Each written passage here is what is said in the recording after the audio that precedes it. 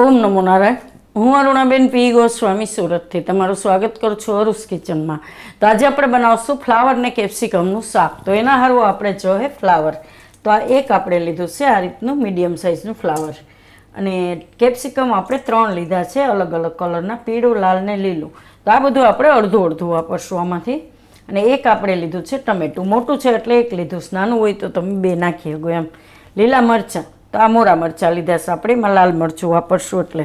થોડાક આપણે એમાં નાખશું કાજુ, તો આ રીતના આપણે કાજુ લીધા છે. લસણ 1 ગાંઠિયો, થોડુંક આદું, લીલા ધાણા, અને આ તાજી મલાઈ 2 ચમચી જેટલી, અને નોર્મલ બેઝિક મસાલા આપણે જીરું, હિંગ, ધાણા જીરું, હળદર, લાલ મરચું બધું. મીઠું જોહે સ્વાદ પ્રમાણે, અને તેલ જોહે. તો આ ફ્લાવર છે એને આપણે પહેલાં સુધારી લેવું. એને આપણે પહેલાં આખું જ ધોઈ નાખ્યું હતું, તો એને આપણે આ બધું કાઢી નાખશું.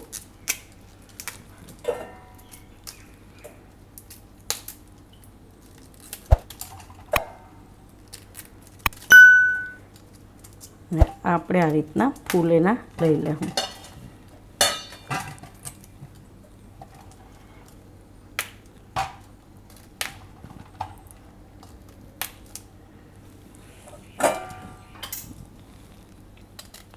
તો આને આપણે બહુ ઝીણા નહીં કરીએ, આના 2 ભાગ કરીને આ રીતના આપણે મોટા મોટા થોડા રાખશું. આ ભાગ થોડો કાપી નાખશું, એ કઠણ હોય એ. આ રીતના આપણે ટુકડા કરશું. તો આપણે આ રીતના ટુકડા કરી લીધા છે ફ્લાવરના. હવે આપણે આ એક કઢાઈ લીધી છે, ગેસ ચાલુ કરશું. આમાં આપણે નાખશું થોડુંક તેલ, આ રીતે અડધા ચમચા જેટલું. તો એ તેલને ગરમ થવા દેવું. ત્યાં સુધીમાં આપણે કેપ્સિકમ છે એને સુધારશું સાઈડમાં. તો આ મોટા હોય આ રીતના, તો થોડુંક આપણે એને રાખી દેવું, અડધું વાપરશું. તો તમે અડધું બીજા ગમે એ વસ્તુ, કોઈ નૂડલ્સ કે ગમે એ બનાવવું હોય તો એમાં વાપરી શકીએ આપણે એમ. આ રીતે એનો સફેદ ભાગ ને બી એ બધું કાઢી નાખશું.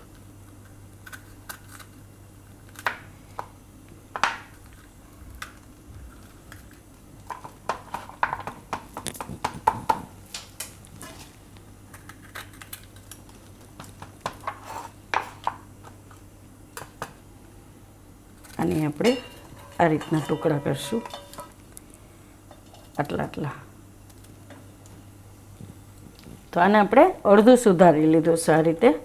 હવે તેલ આપણું ગરમ થઈ ગયું છે, તો તેલમાં આપણે નાખશું થોડુંક જીરું,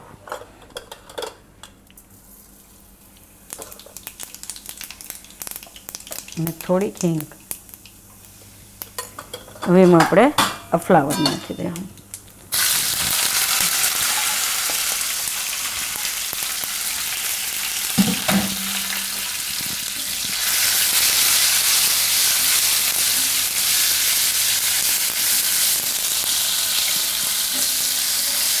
આમાં નાખી દઉં થોડુંક મીઠું.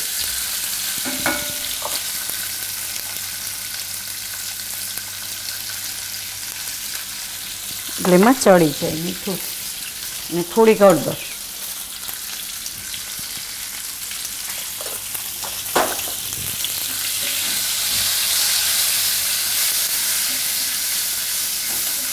હવે ધીમો ગેસ રાખીને અને આપણે પાકવા દેવું, ઢાંકીને. વચ્ચે વચ્ચે હલાવતું રહેવાનું.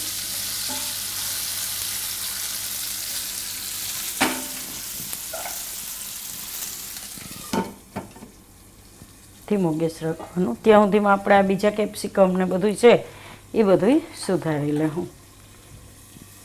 તો આપણે આ બધા કેપ્સિકમ આ રીતે સુધારી લીધા, લાલ, લીલું, પીળું, અને ટમેટા સુધારી લીધા આ રીતે ટુકડા. લસણ આપણે આ રીતે ટુકડા ઝીણા કરી લીધા, અને મરચાં છે એને લાંબા આ રીતના આપણે, મોરા મરચાં છે તો આ રીતે નાખશું, એમ ખાવામાં સારા લાગે. બસ આ રીતની આપણે તૈયારી કરી લીધી છે. હવે ફ્લાવર જોઈ લે હું.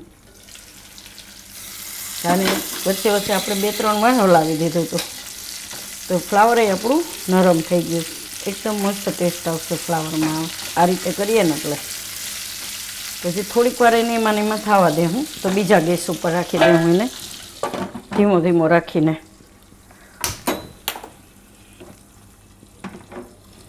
એટલે એમાં થતું રહે. ત્યાં આપણે બીજો વઘાર કરી લે. હું તો આ આપણે કઢાઈ લીધી છે. થોડુંક આમાં તેલ નાખીશું, અડધા ચમચા જેટલું એમ. તો તેલને થોડુંક ગરમ થવા દેવું. તો તેલ આપણું ગરમ થઈ ગયું છે. તો એમાં આપણે આ લસણની કળીઓ નાખી દઈશું.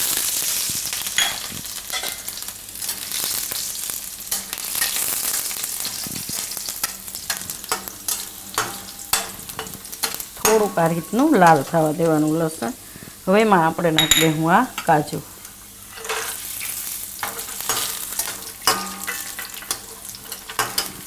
થોડાક કાજુને એમાં શેકાવા દે. આ રીતના થોડોક કલર એનો ચેન્જ થાય એવા. લીલા મરચાં નાખી દઉં.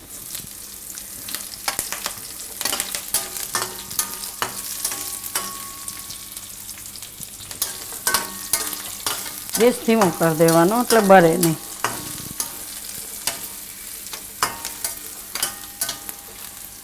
હવે એમાં આપણે નાખી દઉં આ કેપ્સિકમ. બધા આ પીળું કેપ્સિકમ, લીલું ને લાલ બધું આપણે એમાં નાખી દઈએ.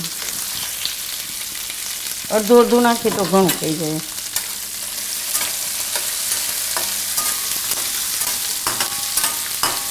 અને તેલમાં થોડીક વાર પાકવા દે. અને બહુ વાર નથી લાગતી. આમ વધારે પડતો પાણીનો ભાગ હોય એટલે પાકતા વાર ના લાગે. થોડીક વાર તેલમાં ફેરવીએ એટલે પાકી જાય સરસ. અને આપણે થોડીક વાર પકાવી લીધું. હવે એમાં આપણે નાખી દઈશું આ ટમેટાં.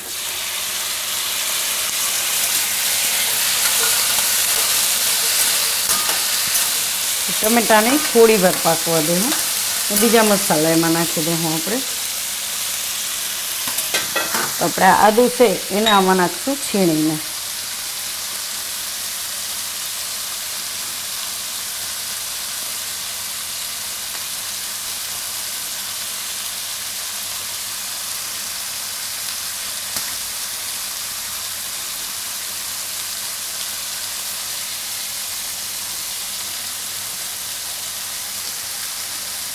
તમે તમારા ટેસ્ટના હિસાબે નાખી શકો એમ. આદું ને લસણ ને બધું વધારે ઓછું કરી શકો એમ.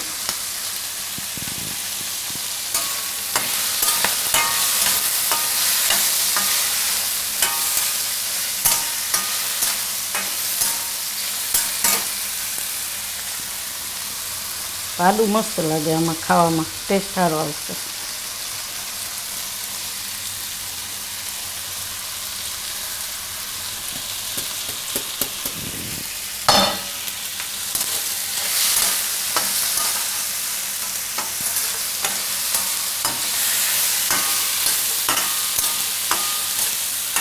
થોડીક વાર એકાદી મિનિટ આને પકાવી લઉં.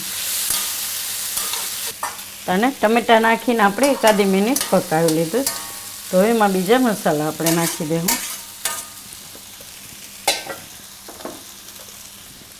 તો થોડીક હળદર નાખીશું અને ધાણા જીરું અને લાલ મરચું.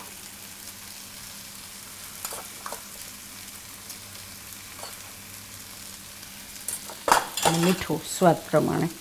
ફુલાવરમાં આપણે નાખ્યું એટલે આના ભાગનું જ મીઠું નાખવાનું છે. થોડાક લીલા ધાણા નાખી દઈશું. આ બધું મિક્સ કરી દઈશું.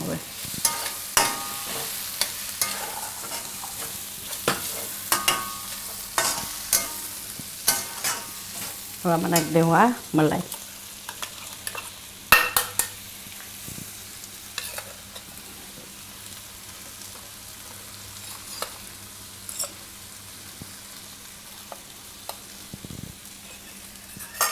ગેસ ધીમો જ રાખવાનો એટલે મસાલા ભરે નહીં. આને મિક્સ કરી લેવું આમાં.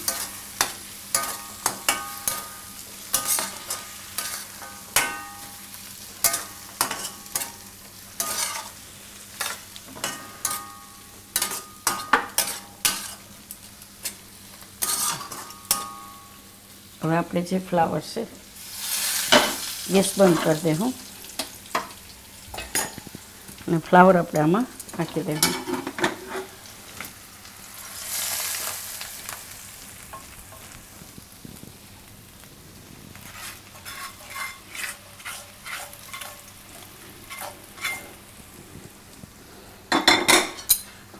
આમાં મિક્સ કરી લેવું. એકદમ મસ્ત ટેસ્ટ આવશે આ ફ્લાવરનો.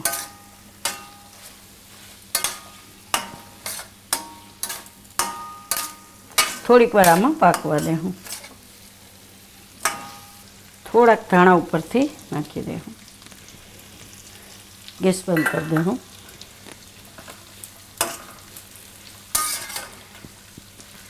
નીચે ઉતારી લેવું. એને આપણે પ્લેટમાં કાઢી લેવું, સર્વ કરી લેવું. બધું એકદમ પાકી ગયું સરસ, ફ્લાવરને બધું.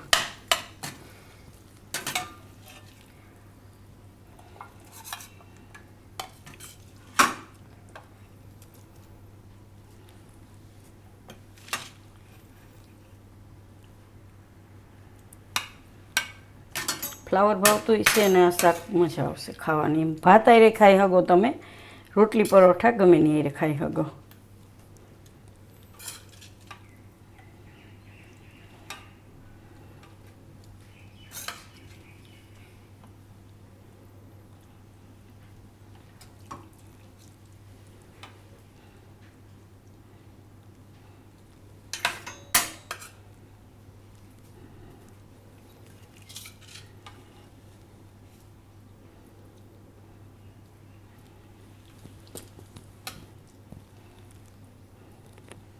થોડાક કાજુ આપણે તેલમાં નહીં ખાતા ને એટલે આમ થોડાક ખાવામાં ક્રંચ આવશે ને મજા આવશે ખાવાની.